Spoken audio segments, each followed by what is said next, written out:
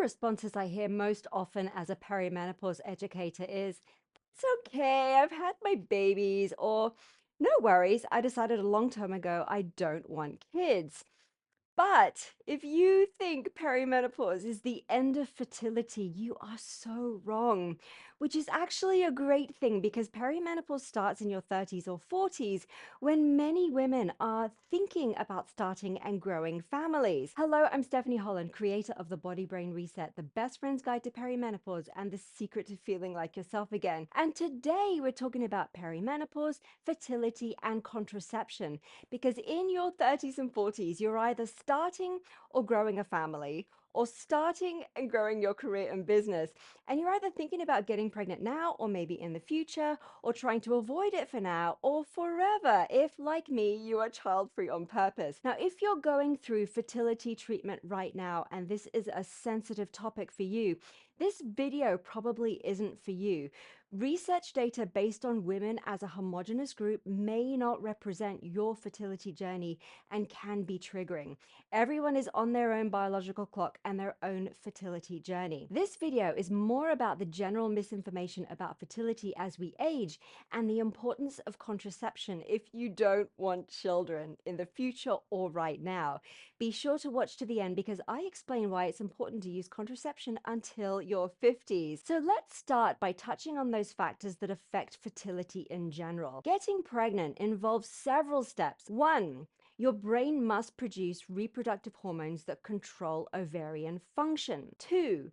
An egg must mature in your ovary. 3. Your ovary must release an egg. This is known as ovulation. 4.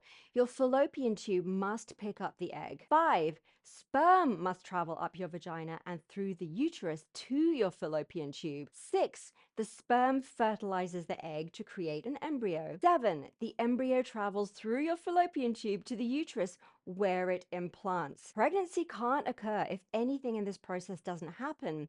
And there are lots of factors that affect these multiple steps, including, but not limited to, things like lifestyle factors, your diet, smoking, alcohol consumption, excessive exercising, as well as problems with the uterus, being obese or underweight, sexually transmitted infections, chromosomal issues that stop eggs from fertilizing and growing into a healthy fetus, and of course, age and perimenopause are a factor. But first, I want to touch on male fertility. It's not talked about that much, but it does take two to tango.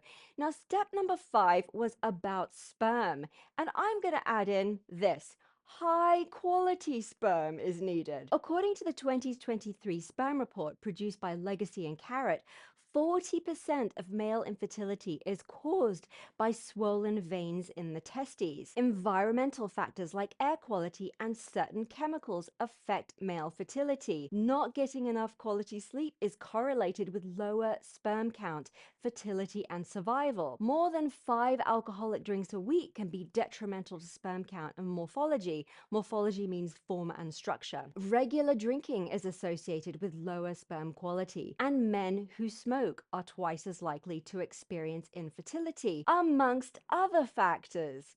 Okay, so let's start talking about fertility as a male and female issue.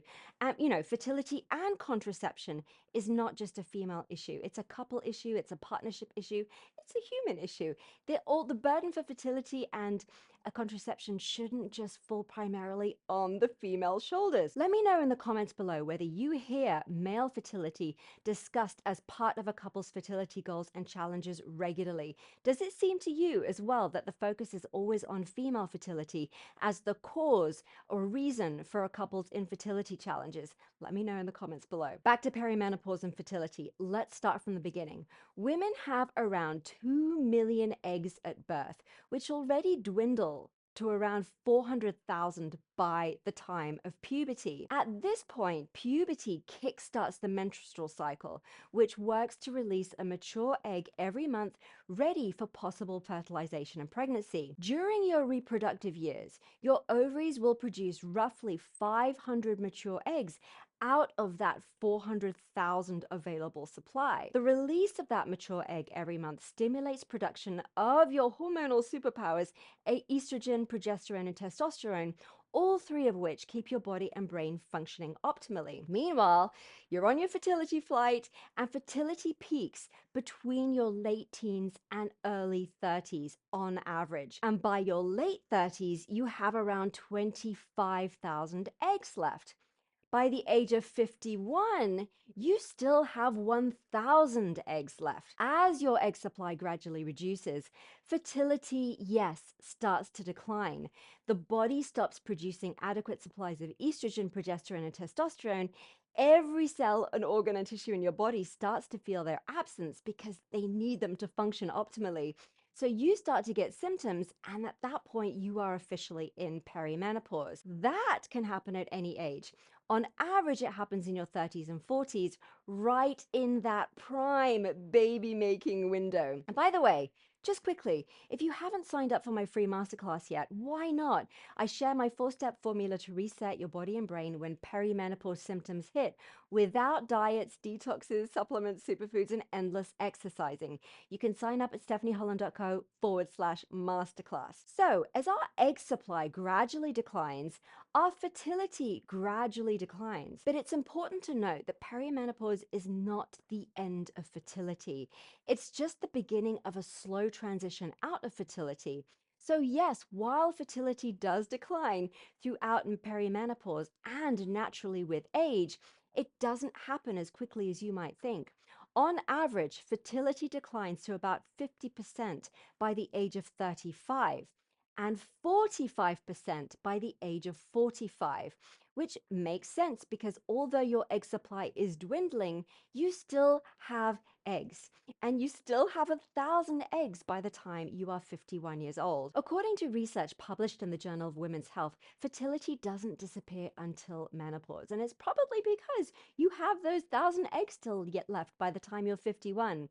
For this reason as well, 75% of pregnancies over the age of 40 are unplanned surprises. According to a clinical review of research literature published in Maturitas, if you don't want children or don't want any more children, you should be using reliable contraception for up to 2 years after menopause if it happens under 50, and 1 year after menopause if it happens after 50. Speak to your doctor about your perimenopause symptoms and your fertility goals or contraception needs. So could you be in perimenopause?